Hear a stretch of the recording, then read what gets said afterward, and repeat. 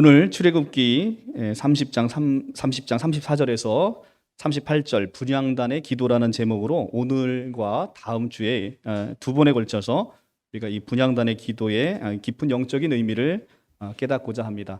오늘 제가 이제 보여드릴 책은요, 향기로운 분향단의 기도라고 하는 정문수 목사님께서 저희 호서대학교 연합신학대학원에 저희 박사과정에 함께 공부했던 목사님이신데요.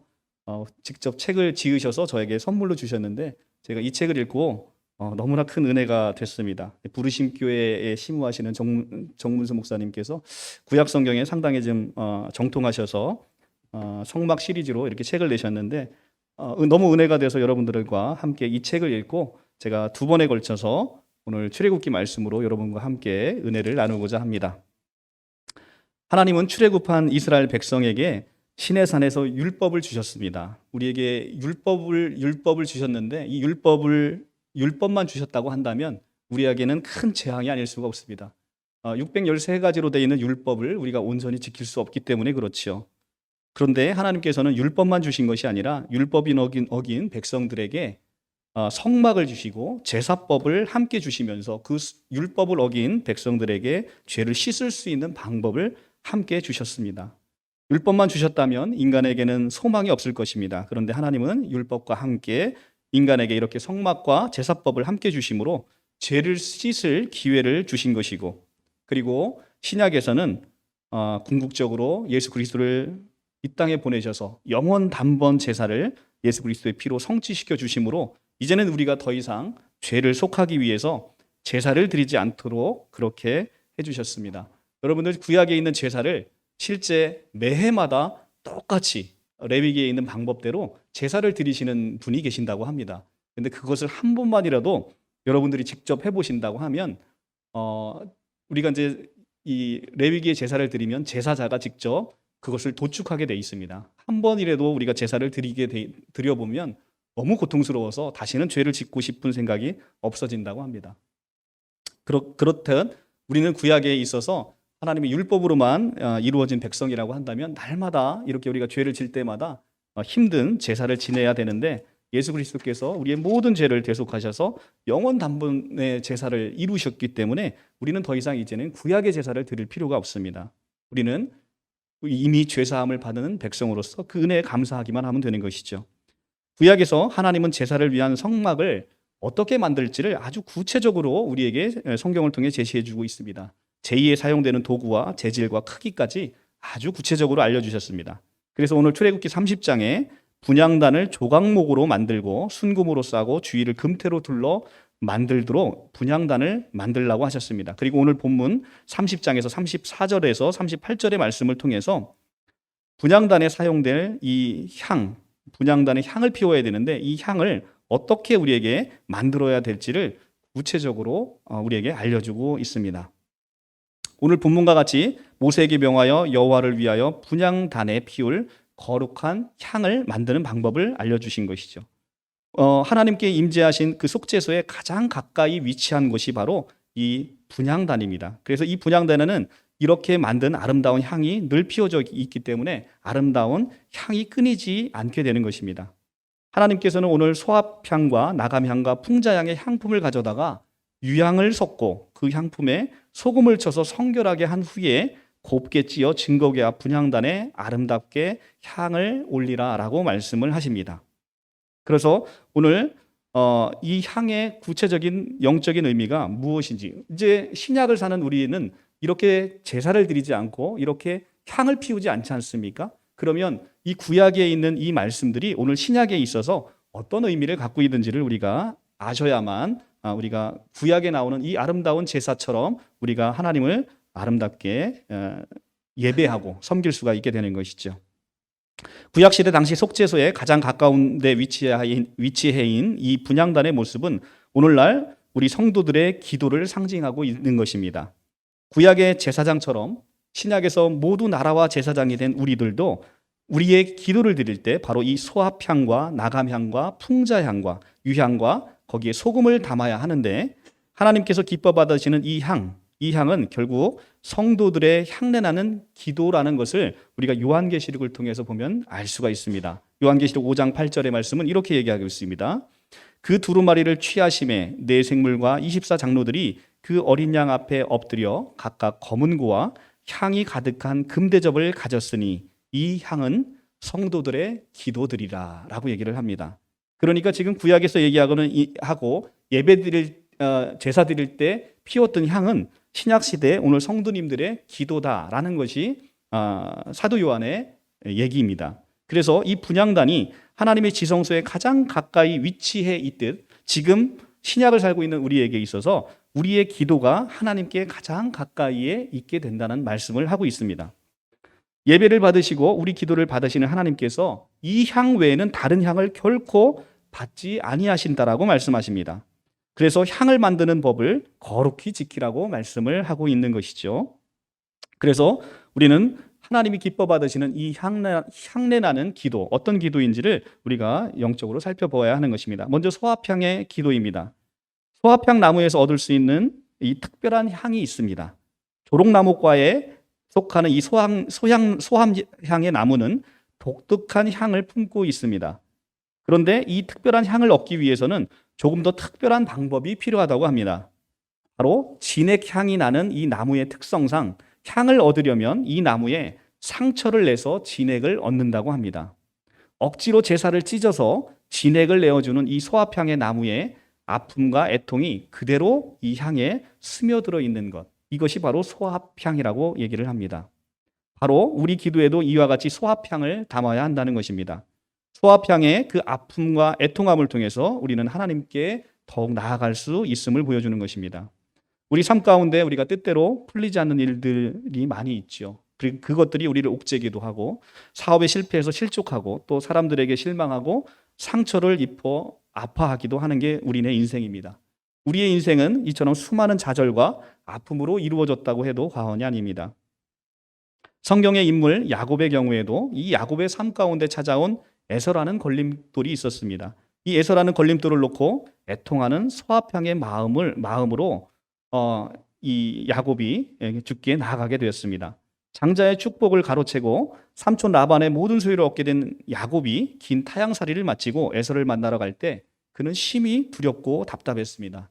이미 육적인 축복을 넘칠 만큼 받은 야곱이었으나 에서로 인해서 두려움에 떨고 있었죠. 그래서 이 두려움을 떨치기 위해서 그는 영적인 축복을 위한 소합향의 기도를 올렸습니다.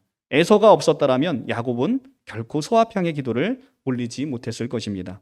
인생의 좌절 가운데 애통하는 마음으로 소합향의 기도를 올린 이 야곱의 태도로 미뤄볼 때 우리 역시도 인생 가운데 찾아온 좌절이 있다라고 한다면 그것을 우리의 기회로 삼아야 된다는 것입니다. 인생의 좌절과 애통하는 우리의 영혼을 위한 소합향의 기도를 올릴 수 있는 최고의 기회로 우리가 여기고 하나님께 나아가게 된다는 것입니다. 그래서 이렇듯 소합향의 향기는 애통함에서 비롯됩니다. 그리고 그 고통의 기도는 철저하게 영혼을 위한 애통함이어야 합니다. 천대까지 이어지는 영적인 축복의 비결은 바로 이 소합향에 있습니다. 영혼을 위한 애통함을 붙들지 않는다고 하면 우리는 향 없는 한 그루의 나무에 지나지 않게 되는 것입니다. 지금 우리가 우리의 자녀들을 위해서 자녀의 출세를 위해서 우선순위를 놓고 기도할 때가 아닙니다. 우리에게 진정 필요한 것은 우리 자녀들의 영혼과 신앙을 위한 기도입니다. 자녀들의 신앙생활과 그들의 영혼을 위한 애통하는 기도가 빠진다라고 한다면 이 땅에서는 더 이상 비전이 없습니다. 누구나 병들고 기도하고 병들었을 때는 누구나 간절히 기도하게 됩니다. 그리고 사업이 안 될 때도 마찬가지. 돈이 없거나 배고플 때도 우리는 간절히 기도합니다. 그런데 나의 문제가 아니라고 여겨지는 것들에 대해서는 우리가 좀처럼 기도하지 않는 모습을 쉽게 마주하게 됩니다. 결국 우리는 이 말년에 남유다의 히스기야 왕처럼 이 소합향의 애통함이 빠진 기도를 우리가 삶 속에서 드리고 있다는 것입니다. 영적 애통함이 아니라 육적인 애통함은 하나님께서 받으시는 애통함이 아닙니다. 하나님의 나라와 의를 위한 애통함을 품고 나의 후손을 위해서 야곱처럼 기도해야 하는 것입니다. 영적인 축복을 얻기 위해서 우리는 하나님 앞에 무릎을 꿇어야 합니다. 육신의 축복과 취직과 진학을 위해서만 기도하는 한국교회가 자녀들의 영혼과 신앙생활에는 무관심한 이유에 대해서 우리가 깊이 성찰해 볼 때가 아닌가 싶습니다. 한국교회는 여전히 기도가 뜨겁다고 합니다. 그런데 그 뜨거운 기도가 취직이나 진학을 위한 육적인 축복에 국한된다라고 한다면 우리는 깊이 반성해야 하는 것입니다. 잃어버린 영혼에 대한 아픔이 우리 기도에 정말로 있는지를 우리가 다시 한번 살펴보아야 하는 것입니다. 사도 바울은 이렇게 얘기를 합니다. 요한삼서 3장 2절에서 사랑하는 자여 내 영혼이 잘됨과 같이 내가 범사에 잘되고 강건하기를 내가 간구하노라 라고 얘기를 합니다. 이토록 우리가 먼저 구할 것은 우리 영혼이 잘 되는 것입니다. 우리 자녀들과 우리 사랑하는 모든 사람들의 영혼이 잘 되기를 여러분들 기도해 주시기 바랍니다. 두 번째로 소화평에 요구되는 애통함은 바로 나를 아는 애통함이 필요한 것입니다. 그것이 하나님이 받으시는 소화평의 또 다른 모습입니다.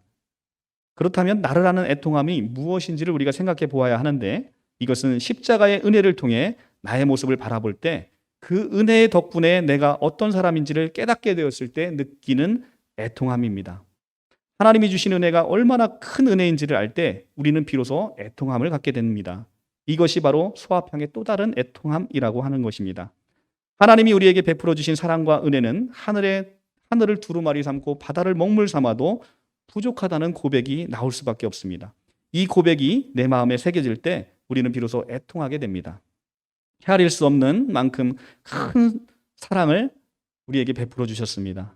값없이 주신 그 큰 사랑을 우리가 마음으로 이해할 때 우리는 너무나 애통하는 마음을 갖고 아플 수밖에 없습니다.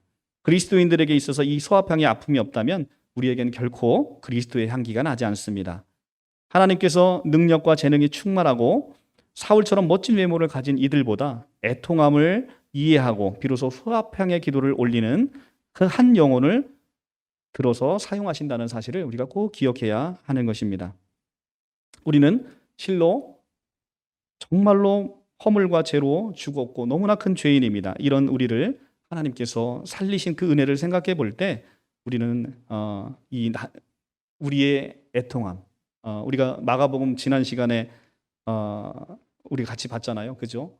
우리가 베다니에 그 닭들이 울고 베드로가 울고 또 내가 울고, 그래서 그 애통하는 마음이 있을 때 우리가 진정으로 소화평의 기도를 올릴 수가 있는 것입니다.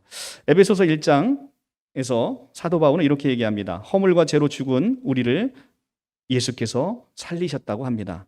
이 에베소서에 따르면 세상의 문화와 유행을 쫓아 우리는 본질상 진노의 자녀였었는데 우리를 예수님께서 살리셨고 구원하셨다라고 설명을 합니다. 성경에서 평가하는 사람의 모습이 어떤 모습인지를 다른 곳에서 살펴보면 욥기 25장에서 이렇게 얘기를 합니다. 그의 눈에는 달이라도 빛을 발하지 못하고 별도 빛나지 못하거든 하물며 구더기 같은 사람, 벌레 같은 인생이랴 라고 우리를 신랄하게 인간의 본질에 대해서 이야기합니다. 사람의 눈에 보기에 이 구더기는 한낱 미물에 불과하지요. 우리는 구더기를 외모로 판단할 수 없습니다. 구더기 사회에서 어떤 구더기는 얼짱 구더기가 있고 어떤 구더기는 부자 구더기가 있고 어떤 구더기는 정말 성공한 구더기가 있을지 모릅니다. 그런데 사람이 그 구더기를 볼 때는 결코 구더기의 중심을 살피지 않습니다. 우리는 어떻습니까? 우리도 외모가 준수한 사람이 있고 차림새와 체격과 목소리와 이 첫인상으로 아주 사람을 사로잡는 사람도 있습니다.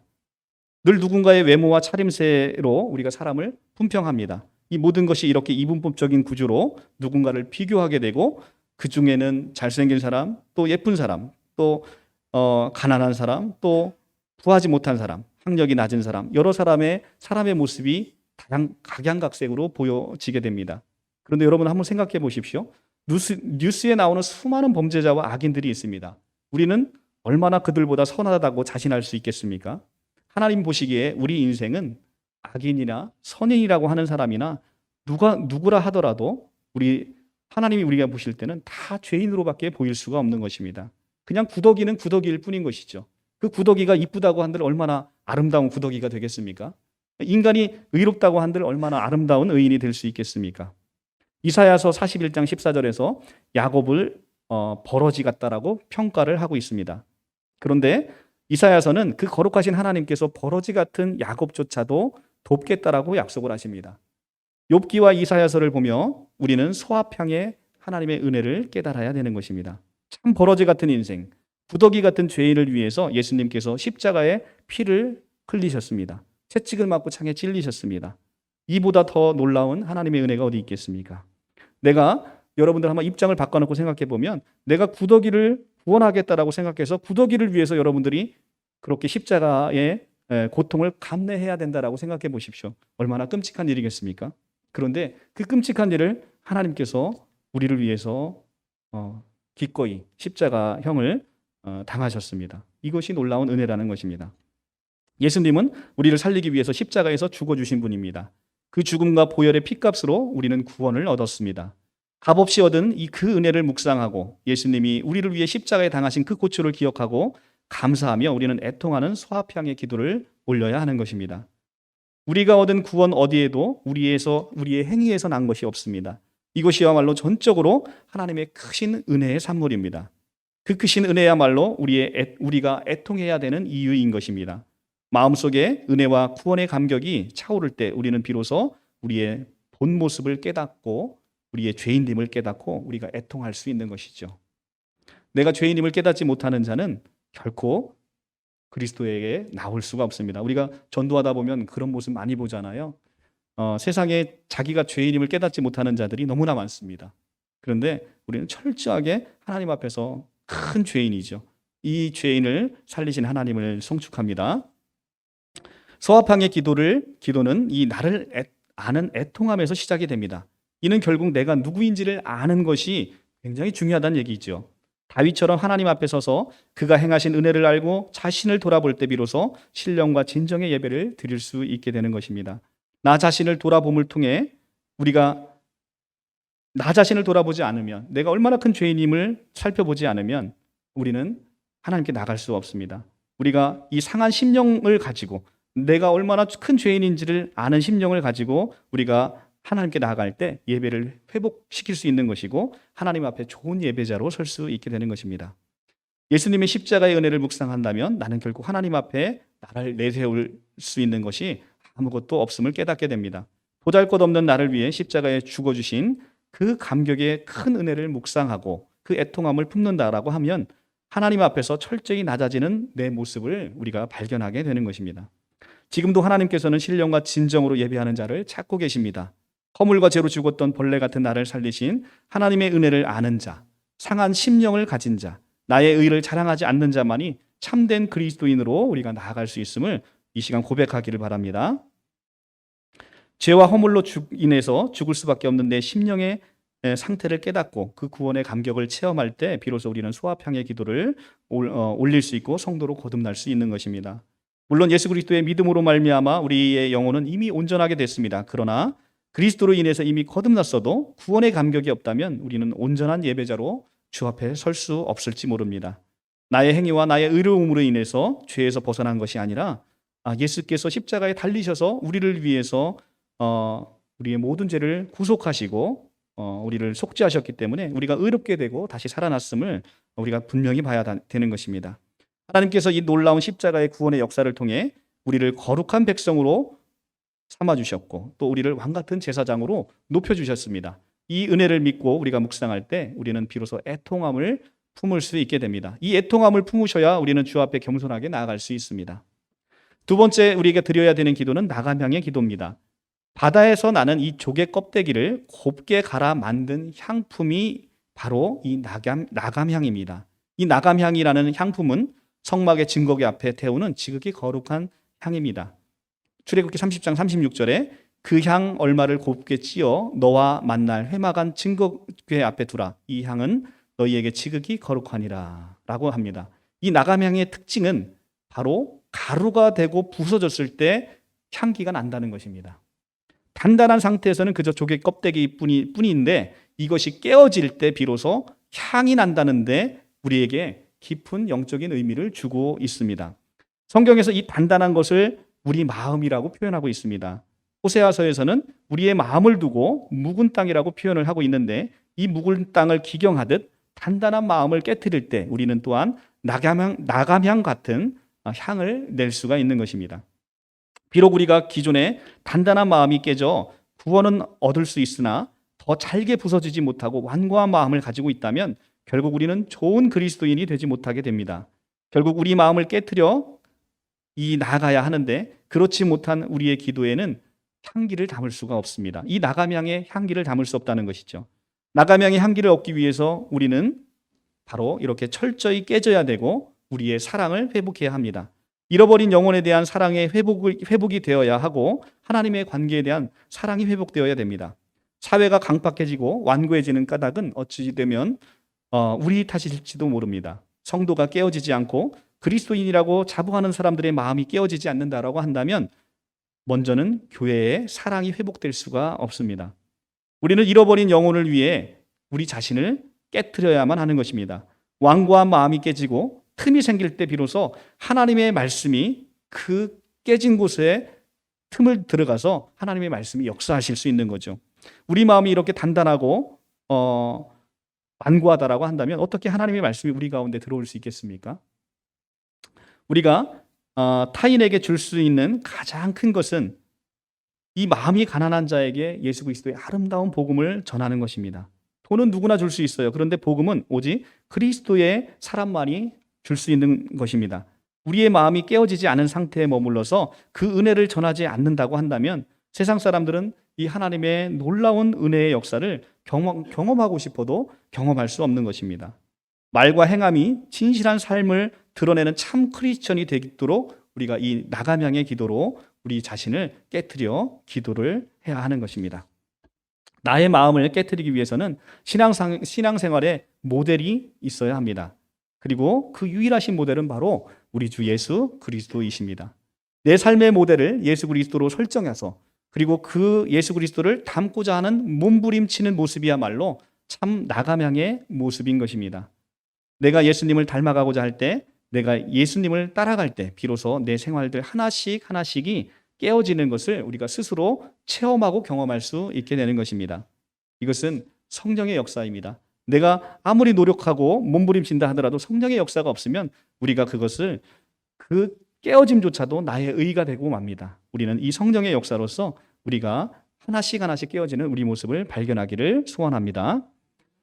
예수님을 따라가는 삶을 살아야 구원을 받는 것이 아니라 구원을 받았기 때문에 우리는 예수님을 따라가는 삶을 살게 되는 것입니다. 이것이 바로 우리 신앙의 가장 핵심입니다.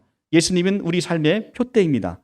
사도 바울이 교회는 그리스도의 몸이라고 부르고 있지요. 우리는 그리스도의 몸을 세우기 위해 부르심을 받은 하나님의 자녀입니다. 우리는 아름다운 복음을 전하기 위해 부르심을 받은 자들이기 때문에 더욱더 우리 자신을 깨트려서 나감향을 구하는 기도로서 간구해야 합니다. 나를 깨트리는 결단과 아픔, 그리해서 주께 가까이 다가가는 내 삶의 모습을 추구할 때 하나님은 비로소 우리의 기도를 아름다운 향으로 받으시는 것입니다.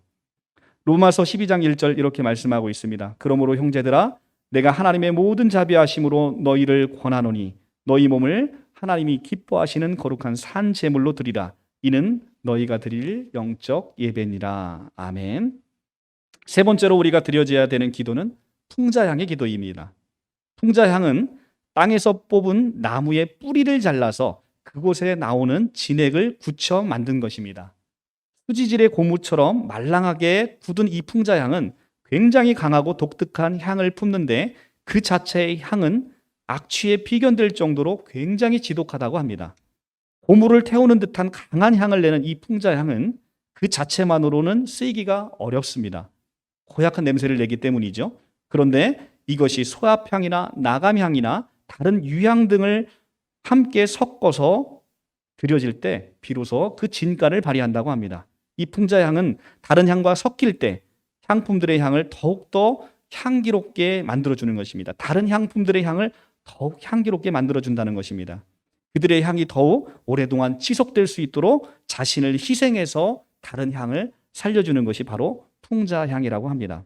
히브리어로 헬베나라는 이 풍자향은 아라비아 동쪽 해안에서 많이 서식하는 고무나무의 일종에서 이 나무의 그 뿌리를 자를 때 나오는 이 액체를 이용해서 만들어지는 것입니다. 이 향은 특히 독소를 제거하고 있는 효능도 있어 해독제로도 쓰이고 있다고 합니다. 풍자향은 자신의 그 고약한 향을 줄이고 자신의 희생을 통해서 다른 향을 아름답게 향내나게 하도록 그렇게 하기 위해서 성전의 분향단에 쓰이는 아주 귀중한 향품이 되는 것입니다. 여러분들 느끼는 바가 굉장히 크죠? 풍자향은 그 자체로는 아주 고약한 냄새를 풍깁니다.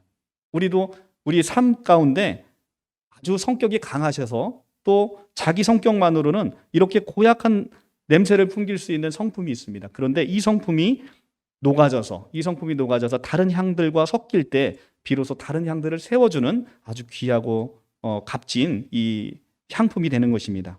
그리스도인은 이 풍자향처럼 이미 우리가 뿌리가 뽑혀져 있는 사람들입니다. 이미 거듭난 새 사람이라는 말입니다. 그런데 바울은 에베소서 4장 22절에서 24절을 통해서 성도들에게 이 옛사람을 벗고 새 사람을 입으라고 다시 한번 성도들에게 강조하고 있습니다.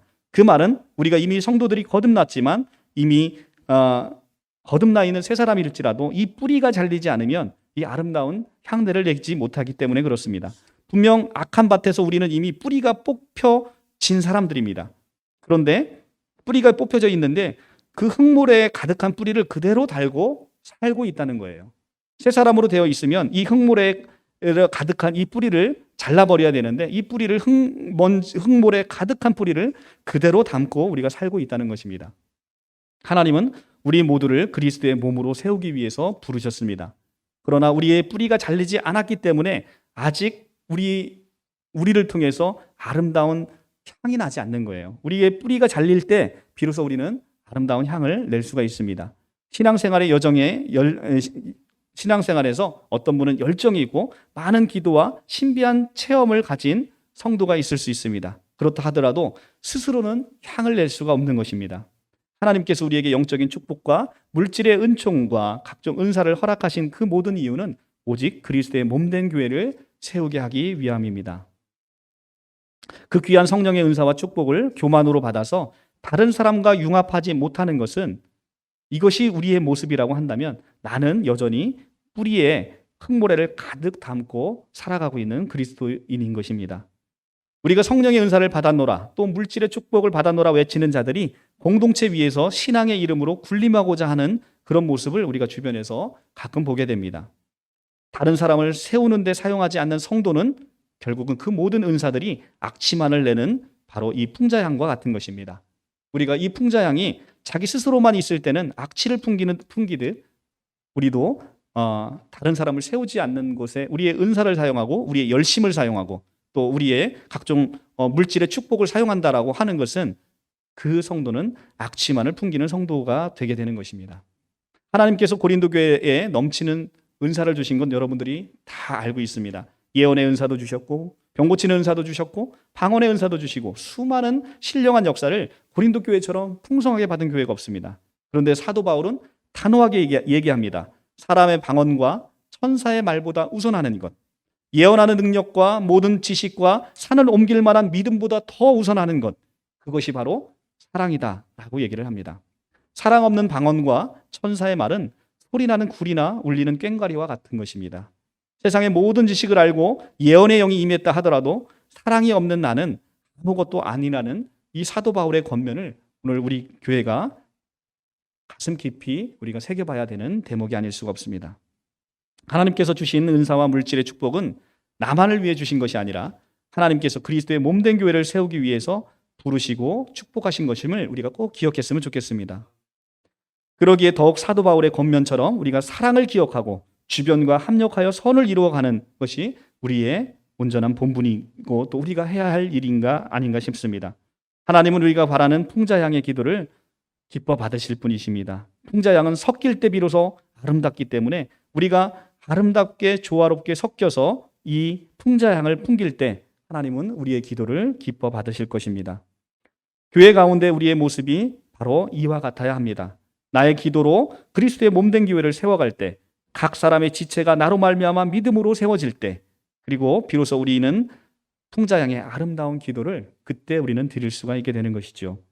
교회에는 다양한 성도님들이 모였습니다. 누군가는 힘과 능력이 있고 건강까지 있는데 봉사할 마음이 없으신 분이 있을 수 있고, 다른 누군가는 그리스도의 몸된 교회를 위해서 수고하고 애쓰는데 물질이 없고 건강이 없고 은사가 없기 때문에 고통받으시는 분도 있습니다. 그런데 이 모든 것이 잘 어우러질 때 우리가 든든한 그리스도의 몸을 함께 협력하여 이룰 수가 있게 되는 것입니다. 고린도전서의 바울은 우리가 그리스도의 몸이고 지체라고 한 부분을 아주 강변하며 잘 얘기하고 있습니다. 만일 한 지체가 고통을 받으면 모든 지체가 함께 고통을 받고, 한 지체가 영광을 받으면 모든 지체가 함께 즐거워하느니라. 너희는 그리스도의 몸이요 지체의 각 부분이라 라고 고린도전서 12장 26절에서 27절의 말씀에서 사도 바울이 우리 교회가 어떤 모습으로 서야 하는지를 아주 자세히 보여주고 있습니다. 한 영혼이 고통을 받으면 모든 몸이 고통을 받게 되어 있습니다. 그런데 한 지체가 영광을 받으면 모든 사람들이 즐거워하고 그 영광에 참여하게 되는 것, 이것이 바로 교회 공동체인 것입니다. 그래서 여러분들 주변에 여러분들 고통받고 있는 사람이 없는지, 또 그들을 위해서 여러분들이 애통하는 마음으로 기도해 주시면 그를 통해서 우리가 함께 영광을 받을 줄 믿습니다. 우리 주 하나님께서 우리에게 주신 수많은 건강과 은사와 물질의 복은 오직 그리스도의 몸된 교회를 세우기 위해서 허락하신 것입니다. 각 사람의 은사와 재능으로 합력하여 풍자향의 향품으로 나아가야겠습니다. 우리가 풍자향이 되기 위해서 온전한 수고와 노력을 하더라도 결코 이것을 남들이 알아주기를 바라서는 안 됩니다. 모든 노력과 수고와 온전한 마음은 오직 하나님께서 하십니다. 그 장성한 그리스도의 분량을 견디어 풍자향이 되는 우리의 모습을 하나님께서는 오늘도 기뻐 받으십니다. 우리의 기도가 이 풍자향의 기도가 돼서 교회가 우리 모두의 이 아름다운 향내나는 기도를 통해서 건강하게 세워지고 온전히 회복되는 은혜가 우리 교회에도, 또 한국의 모든 교회, 세상의 모든 교회가 이런 은혜를 함께 누렸으면 좋겠습니다. 오늘 말씀을 맺도록 하겠습니다. 우리는 오늘 소합향과 나감향과 풍자향을 통해서 우리의 기도가 어떠해야 되는지를 함께 배워봤습니다. 각각의 영적인 의미가 상당히 심오하지요. 우리가 드리는 이 기도는 무엇보다도 내가 얼마나 큰 죄인인지를 아는 데서 시작하는 그 애통과, 그리고 영혼을 향한, 우리의 영혼 한 사람 한 사람을 향한 애통하는 마음이 있어야 되는 소합향의 기도가 일단은 가장 우선되어야 되는 기도입니다. 그리고 조개 껍데기가 부서지고 깨트려져서 가루가 될 때 비로소 향기가 나는 나감향의 기도가 우리에게 필요합니다. 묵은 땅과 같고 완악한 우리 마음을 갈아엎어서 철저히 하나님께 복종하는 기도, 이것이 우리에게 필요합니다. 왜곡된 우리의 굳은 신념이나 지식이나 나의 습관으로 하나님의 마음을 판단하거나 하나님의 말씀을 거역하는 일이 우리에게 없어야 되는 것입니다. 철저하게 우리의 모든 신념과 지식과 습관은 하나님의 말씀 아래서 깨어져서 우리가 나감향의 기도를 드려야 될 이유가 있는 것입니다. 그리고 우리는 혼자서는 결코 악취나는 풍자향이지만 다른 향과 잘 섞일 때 아름다운 향이 나는 이 풍자향처럼 우리가 교회 가운데서 우리 모습도 이러해야 되겠습니다. 우리가 이 풍자향처럼 다른 사람을 섬길 때, 다른 사람을 세워줄 때 비로소 우리의 삶 속에서 향기가 드러나는 것입니다. 나의 기도로 그리스도의 몸된 교회를 세워갈 때, 각 사람의 지체가 나로 말미암아 믿음으로 세워질 때 비로소 우리는 풍자향의 아름다운 향기가 될 수 있는 것입니다. 오늘 우리 사랑하는 성도님들의 삶 속에서 이렇게 애통하는 소합향과 자기가 부서지는 나감향과 또 모두와 잘 어우러지는 이 풍자향의 기도가 우리 삶 속에서 가득해서 우리가 어디를 가든지 이렇게 아름다운 향내를 내고 그리스도의 향기가 드러나는 우리 성도님들이 다 되시기를 간절히 축원합니다. 기도하겠습니다.